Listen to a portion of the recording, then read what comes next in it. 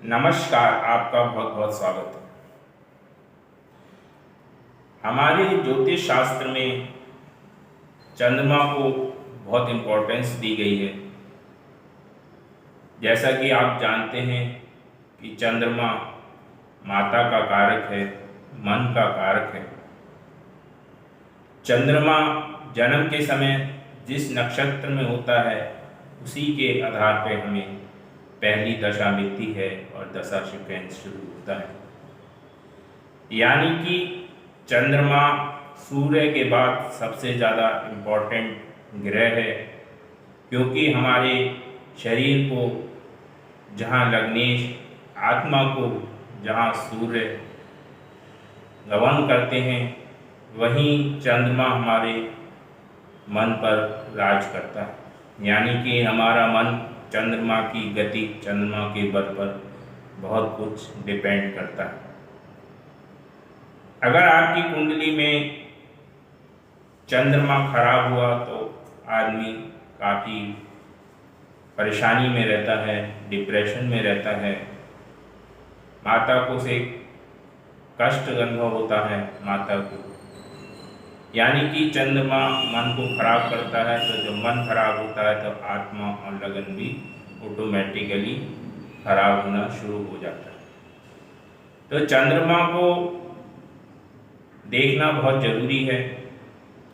चंद्रमा के बल को देखने के लिए अन्य ग्रहों की तरह वो किस भाव में बैठे हैं, शुभ भाव में बैठे हैं, आपके केंद्र या त्रिकोण में बैठा है, षट बल में मजबूत है, डिग्री वाइज मजबूत है, ये सब तो अन्य ग्रहों की तरह है।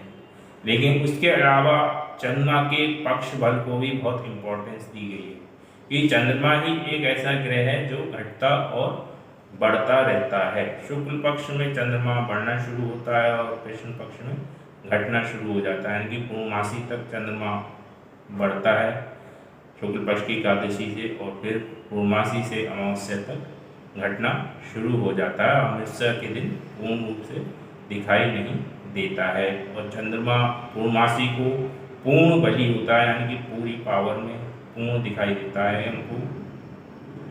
यानी कि कहा जाता है कि शुक्ल पक्ष का चंद्रमा अच्छा माना जाता है मन के लिए, खास तौर से पूर्णमासी के आसपास के चंद्रमा को काफ़ी मजबूत माना जाता है। अगर आपका जन्म पूर्णमासी के दिन हुआ है तो चंद्रमा उस समय पूर्ण बली होगा, लेकिन कई बार ये पूर्ण बली चंद्रमा भी आपको कष्ट देता है। यह मैं आपको बताने जा रहा हूँ, क्योंकि कोई भी चीज़ जब पूर्ण बली हो जाती है तो उस पर निरंकुश हो जाता है वो, और उस पर अंकुश लगाना बहुत मुश्किल होता है। यानी कि अगर आपका पूर्णमासी का जन्म हुआ है तो आपका मन बहुत मजबूत होगा, और मन मजबूत होने के कारण आप ओवर कॉन्फिडेंस में आ जाते हैं। यानी कि आदमी ऐसा व्यक्ति मन के अनुसार कार्य करने लगता है, क्योंकि मन उसका मजबूत हो जाता है और उसमें ओवर कॉन्फिडेंस आ जाता है। चाहे वो किसी भी क्षेत्र में हो, पढ़ाई के क्षेत्र में हो, तो उसे लगेगा कि अरे मुझे तो सब आता है, मैं तो चुटकी में जो हूँ एग्ज़ाम पास कर दूंगा या 2 मिनट में सब पढ़ लूँगा। इस तरीके का कॉन्फिडेंस जो है, ओवर कॉन्फिडेंस जो है, पूर्णमासी के जन्म वाले व्यक्तियों में आ जाता है। और अगर कार्य क्षेत्र में है तो कार्य क्षेत्र में भी उसका यही रवैया रहता है कि अरे मुझे तो सब आता है, मैं तो 2 मिनट में काम निपटा दूँगा। तो ऐसे पूर्णिमा के दिन जन्म वाले व्यक्ति को अपने ओवर कॉन्फिडेंस को कम करना चाहिए। यानी कि कॉन्फिडेंस होना चाहिए लेकिन ओवर कॉन्फिडेंस नहीं होना चाहिए। अगर उनको इस तरीके की दिक्कतें हैं तो वो क्या है, उन्नति नहीं कर पाएंगे, चाहे उनमें योग्यता भी हो। क्योंकि ओवर कॉन्फिडेंस जो है योग्य व्यक्ति को भी कई बार नीचे धकेल देता है। उसमें योग्यता होती है लेकिन ओवर कॉन्फिडेंस की वजह से वो मात खा जाता है। तो इसके लिए आपको करना क्या है, अपने को नियमों में बांधना है कि भाई चाहे मुझे आता भी है तो मैं फिर भी पढ़ूंगा, इतने टाइम तो पढ़ूंगा ही, किताब तो खोलूंगी। या कार्य क्षेत्र में जो टाइम आपके लिए दिया गया है किसी कार्य को, तो आप ये ना सोचें कि लास्ट टाइम में मैं सब निपटा दूंगा आखिरी घंटे में।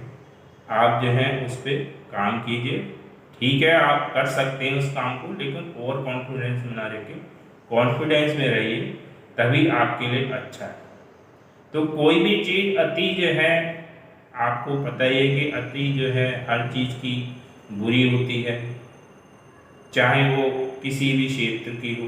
तो इसी प्रकार अगर आपका पूर्णमासी को जन्म हुआ है, तो अगर ऐसी दिक्कतें आ रही हैं तो आप इस चीज़ को अपनाइए और नियम से अपने कार्य कीजिए, नहीं तो आप पिछड़ते चले जाएंगे।